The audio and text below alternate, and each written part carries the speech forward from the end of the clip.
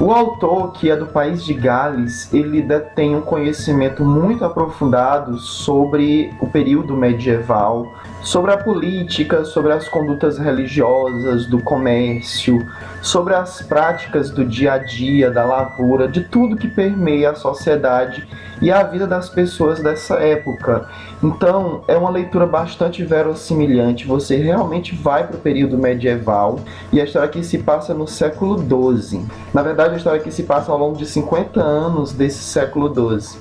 No começo a gente pode até achar que são muitos personagens na obra, mas só que ao longo dessas 940 páginas, não há o acréscimo ao longo de toda essa história de novos personagens. Então nós vamos sempre nos reportar às mesmas pessoas. Então a complexidade da trama, o desenrolar dos fatos, as reviravoltas, as idas e vindas de alguns personagens, de alguns momentos, tudo isso é muito interessante e você sabe exatamente de quem se trata e você chega até em alguns momentos a imaginar o que poderia acontecer se acontecesse tal coisa, ou se não desse certo aquela situação, ou se houvesse aquela tragédia, se fulano morresse. Você já conhece tão bem os personagens que você fica imaginando como é que a história pode se desenrolar. Então, quando o livro te traz esse envolvimento com os personagens e com a história, para mim já é uma história muito válida. E o mais legal é que a construção da Catedral de Kingsbridge, que é assim o porto seguro, digamos assim, do desenrolar da trama, você pode sair daquele local e voltar, você consegue retomar toda a história, como se você voltasse para casa realmente. Isso serve apenas de suporte para a gente acompanhar uma série de modificações e revoluções e alterações no funcionamento da sociedade, das coisas que compõem a vida em sociedade naquela época. É como se nós tivéssemos uma grande transformação. Tanto é que no prólogo da história nós temos aqui de logo o naufrágio em que morreu o rei Henrique e todos os seus descendentes, e aí a Inglaterra ficou sem ninguém para governar. Então nós temos uma guerra civil de pessoas ali que estão tentando alçar o poder, se tornar os governadores da Inglaterra. E nós temos ao mesmo tempo o clero, a sociedade religiosa, os artesãos, o comércio. Nós temos ali um personagem muito cativante, que é o Tom Construtor. E nós temos também o Padre Philip, que vem a ser o prior do priorado de Kingsbridge, que é onde seria construída essa nova catedral. Então nós temos dois elos que se unem, dois personagens muito importantes, muito inteligentes, muito sagazes, personagens que a gente realmente se apaixona. O sonho de ambos é construir essa catedral.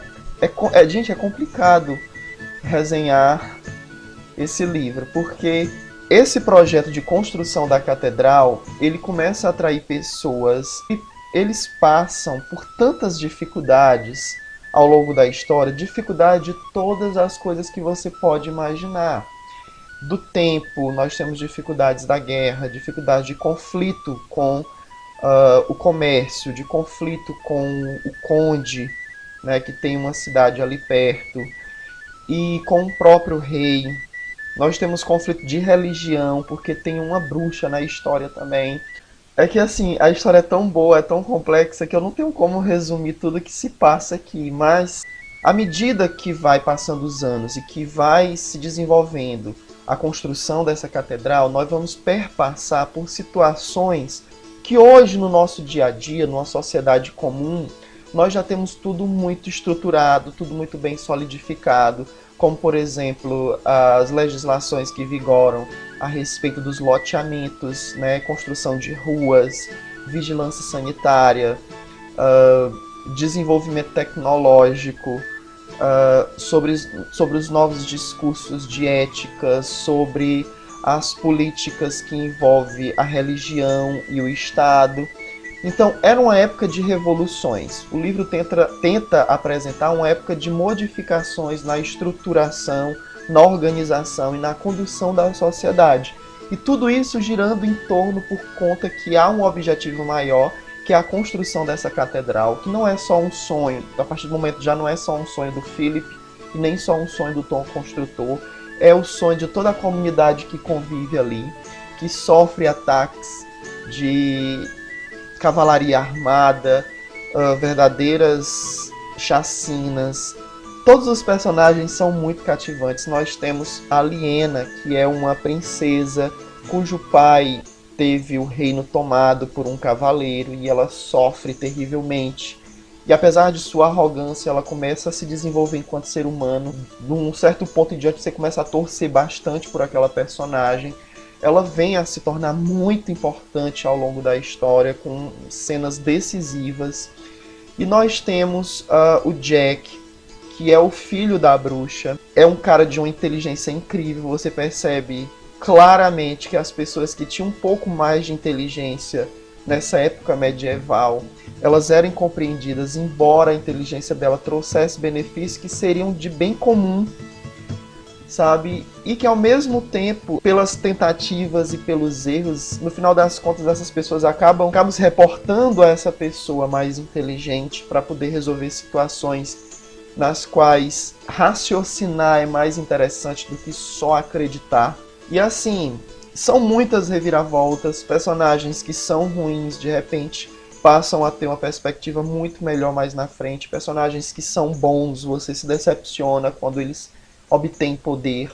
Então é uma obra incrível, eu não sei mais o que dizer, porque senão, se eu for contar realmente toda a história desse livro, eu vou ter aqui um vídeo muito extenso. Já basta o que eu tentei fazer com Os Miseráveis, que foi um vídeo de 19 minutos, e o que eu tentei fazer com As Crônicas de Nárnia, que também foi um vídeo muito longo.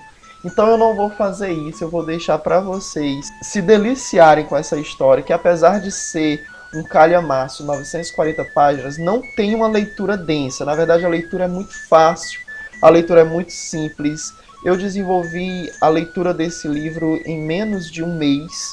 Os Miseráveis, por exemplo, tem 1.500 páginas, eu li em 3 meses. Esse que tem 900 eu li em menos de um mês. Qualquer pessoa pode pegar esse livro e ler e vai se apaixonar pela história. Eu gosto muito dessas histórias que envolvem a evolução do pensamento humano, sabe? Que envolve o progresso das sociedades.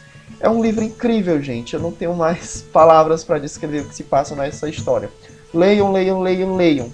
Eu espero que os meus comentários tenham sido suficientes para cativar o teu interesse em ler esta obra que é maravilhosa e que já vendeu, não é à toa, já vendeu mais de 18 milhões de exemplares. É incrível. Ainda bem, mesmo que sem saber nada sobre a obra, eu gostei muito do livro. Na verdade, foi uma das melhores leituras do ano. Sério, é muito interessante. Eu vou deixar aqui embaixo os meus 2 últimos vídeos de resenha. Se você não assistiu ainda A Bela e a Fera, A Bela e a Fera da Clarice Lispector, clica aqui embaixo.